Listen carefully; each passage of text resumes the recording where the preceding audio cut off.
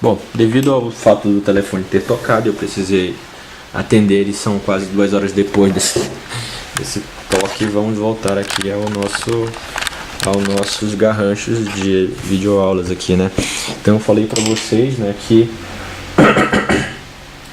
a propriedade lá, que o potencial elétrico no condutor é o mesmo em todos os pontos.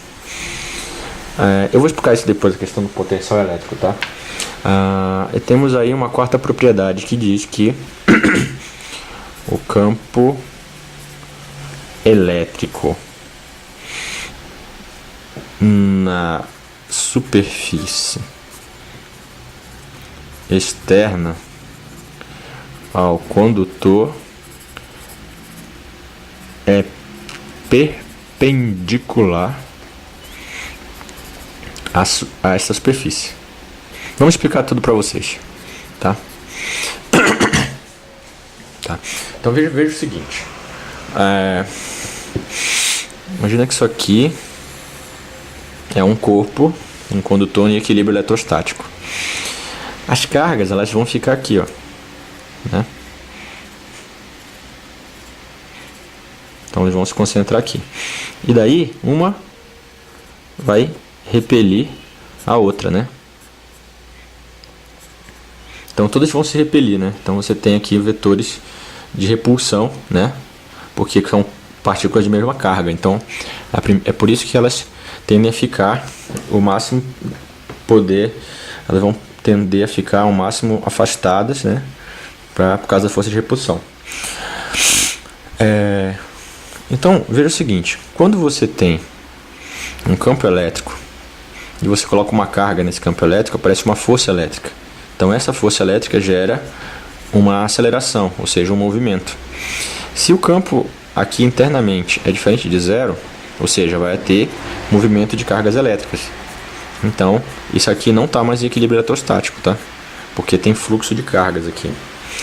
A terceira, o potencial elétrico interior do condutor é o mesmo, tá? O que a gente vai ver é o seguinte, que toda vez que o campo elétrico é nulo, é diferente de zero, a diferença de potencial é nula. Então se a diferença de potencial é nula, né? Então você não tem forças aqui no interior dele.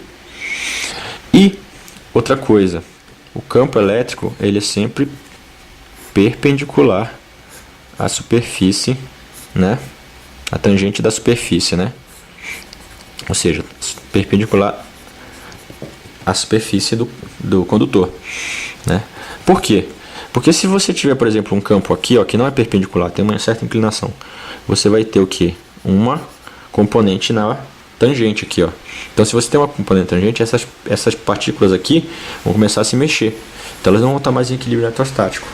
Então isso é um fato. Por exemplo, se você tem uma esfera carregada, eletricamente carregada, então o campo elétrico vai estar aqui, ó. Então esse aqui é o vetor campo elétrico perpendicular a essa superfície, tá? Ok? Então essas são as propriedades do campo elétrico, corpo em equilíbrio eletrostático. Se você tem uma partícula, um corpo carregado, né, você pode definir as densidades elétricas, tá? Se você tiver um corpo cujo comprimento é muito maior que as outras dimensões, você pode definir uma coisa chamada densidade linear de carga, ou seja, vai ser a carga do corpo dividido pelo comprimento, porque o que é o mais relevante aqui é o comprimento. Se você já tiver, por exemplo, um outro corpo cuja superfície seja mais uma área do que um comprimento, né, por exemplo, uma chapa, você pode definir uma densidade superficial de carga, que é a carga dividida pela superfície, porque o que é mais relevante aqui é a área do que a espessura, né? Se você já tiver, por exemplo, um corpo no qual tanto a área quanto a superfície for tridimensionalmente relevante, então você pode ter, agora eu tenho que usar uma letra aqui, uma densidade volumétrica de cargas. Então você vai pegar esse corpo e dividir essa carga e dividir pelo corpo, tá? Pelo volume. Agora imagina que você tenha o seguinte corpo, uma coxinha, né?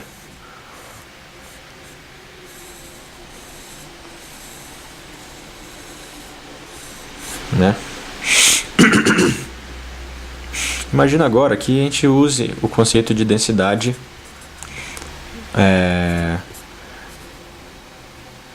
volumétrica, né? E aí ele entra em equilíbrio eletrostático tal que a densidade desse corpo, volumétrica, ela é constante, né? Ela é constante em todo o corpo aqui, toda a extensão dele. Observe que se isso aqui é constante, a densidade volumétrica, né? Como é que vai se distribuir? Como é que essas cargas vão se distribuir aqui? Então veja. Imagina que aqui você tem uma área, o volume é maior que essa ponta aqui, né? Tá? Então veja que a carga é igual a densidade volumétrica vezes o volume. Vamos chamar esse pedaço aqui, né, de volume 1 e esse aqui de volume 2. Então você vai ver que se a densidade ela é constante, então volume 1, né, e a gente sabe que volume 1 é maior que o volume 2. E aí você tem a carga 1. E aqui a carga 2 e a carga distribuída nesse pedaço. Se volume 1 é maior que volume 2, então a gente vê que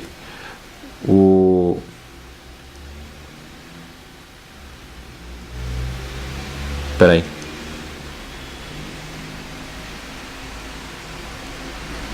Só um segundo. Q1 sobre φ é igual a V1. Q2 sobre φ sobre... sei lá, não lembro qual é o nome dessa letra. Então, se V1 é maior que V2, então Q1 maior que Q2.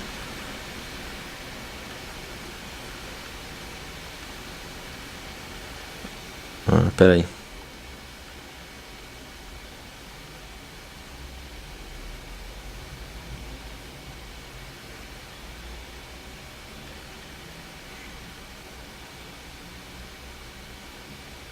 Não, peraí, tem alguma coisa aqui. Não era isso que eu queria falar. Eu ia fazer demonstração da teoria das pontas aqui, mas não está dando certo.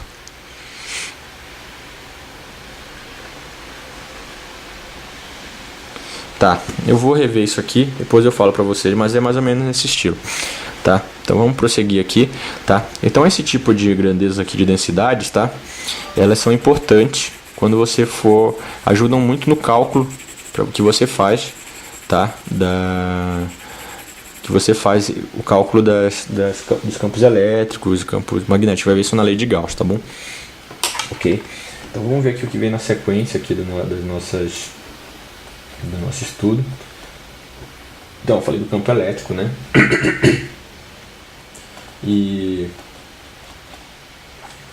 o campo elétrico gerado por uma carga pontiforme e o campo elétrico gerado por um campo uniforme, tá? Agora a gente tem um conceito muito importante, que é o conceito de linhas de força, tá?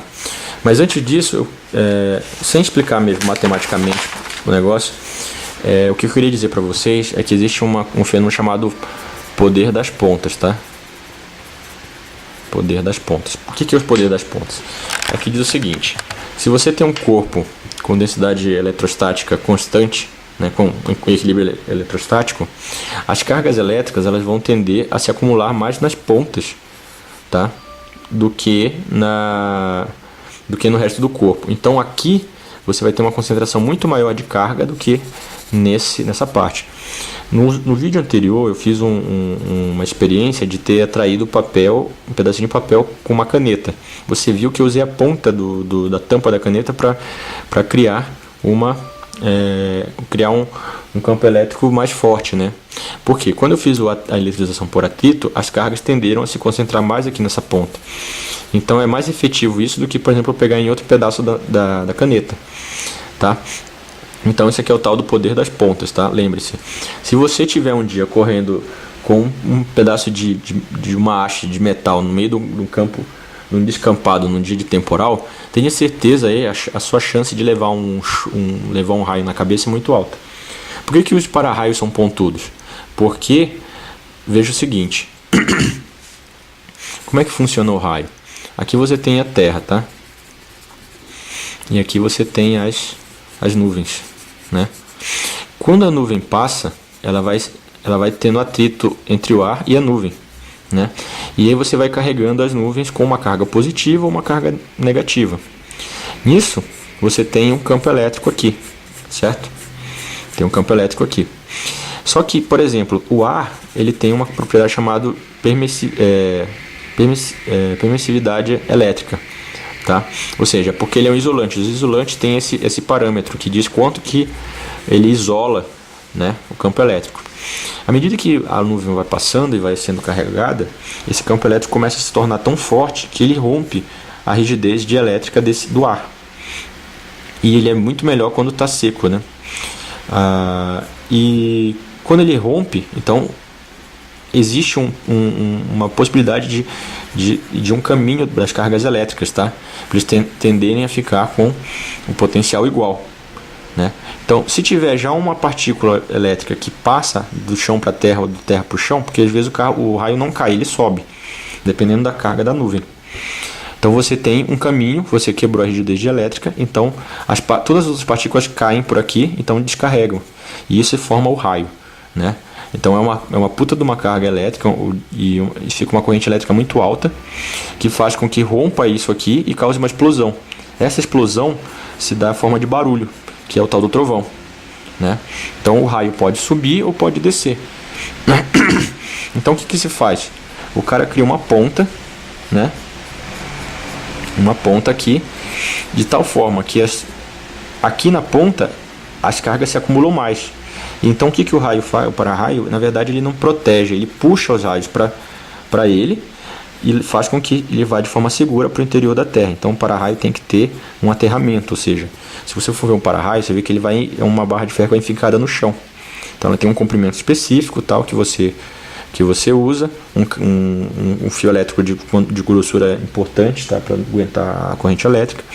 Então o para-raio ele atrai esses raios para ele, de forma que leva esse raio de uma forma segura e não para cair em qualquer lugar, né? E ele tem uma área de proteção, tá? Que, se eu não me engano, é um triângulo, é um cone, né, de proteção. Se você tiver coisas mais altas, raios mais altos, né, para raios mais altos, maior a efetividade dele. Então, por exemplo, se você ficar debaixo de uma árvore, por exemplo, está chovendo e você está no descampado, e aí tem aquela árvore lá no meio do negócio, aí você diz: eu vou me proteger naquela árvore ali. Não vai para lá, cara, não vai para lá, porque senão você vai levar um raio, entendeu? Porque no descampado ela é a única ponta que tem, então a chance de cair um raio lá é muito mais alta.